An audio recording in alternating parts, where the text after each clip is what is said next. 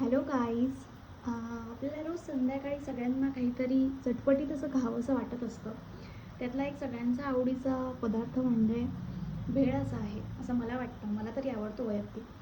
तर आज मी तुमच्यासोबत हल्दीरामचा फटाफट रेडी टू ईट भेळ असा एक पॅक मी आणला आहे. तो आपण तुमच्यासोबत मी रिव्ह्यू शेअर करणार आहे. हे 42 रुपयाचं पॅकेट आहे. तर चला आपण बघूया काय आहे आतमध्ये.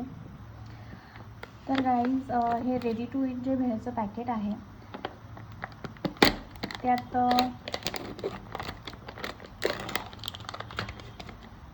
त्यात एक मुरमुऱ्यांचं पॅकेट आहे, एक चटणीचं पॅक आलं आहे आणि एक स्पून आला आहे, पेपर स्पून. तर चला आपण ट्राय करूया. सर्वप्रथम आपण एका भांड्यामध्ये हे रेडी टू ईटचं जे पॅकेट आहे हे आपण टाकूया.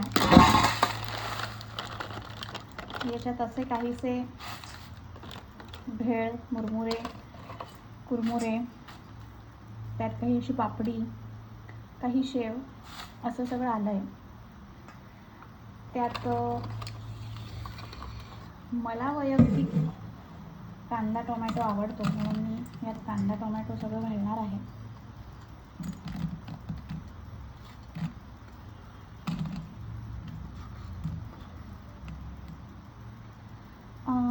थोड्याशा मिरचीचे तुकडेही टाकूया आपण, म्हणजे एक तिखटपणा येईल. लिंबू मी पिळते, मला आवडतो आंबटपणा, त्यासाठी थोडेसे लिंबूचे रस.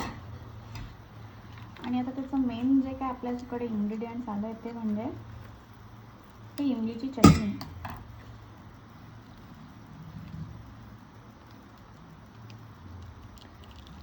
ओके, तर ही इमलीची चटणी त्यासोबत आली आहे. आणि आता आपण हे सगळं मिक्स करणार आहोत.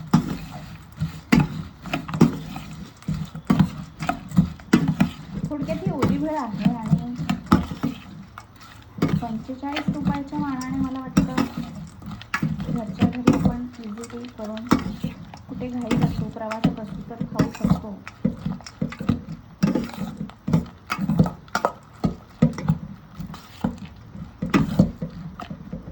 तिला आपण असं मिक्स करणार आहोत.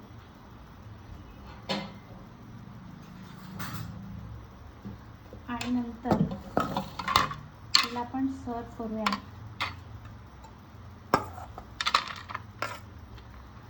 मला वाटतं ह्या एका भेळमध्ये 2 जण अगदीच खाऊ शकतात, इतकी ती आहे. एकाच्याने काही होणार नाही. अशा प्रकारे ती भेळ आहे. तर मी टेस्ट करून सांगते तुम्हाला.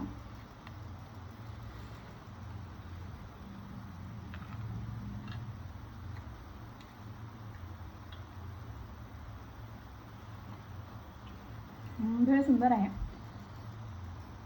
त्यातल्या त्यात टेस्ट म्हणाल तर वर्थ इट आहे. 45 रुपयाच्या मानाने वर्थ इट आहे भेळ. आणि त्याचं जे चिंचेचं पाणी होतं ते फक्त चिंचेचं पाणी नसून ते तिखटही आहे. म्हणजे त्यांनी 2 वेगळ्या चटण्या दिलेल्या नाही आहेत. चिंचेच्या चटणीमध्ये तिखटपणा आहे त्याचा. भेळ सुंदर आहे. ओव्हरऑल माझा एक्सपिरियन्स खूप सुंदर आहे. एकदा ट्राय करायला हरकत नाही. Thank you so much. व्हिडिओ आवडल्यास नक्की लाईक करा, सबस्क्राईब करा, शेअर करा. थँक्यू.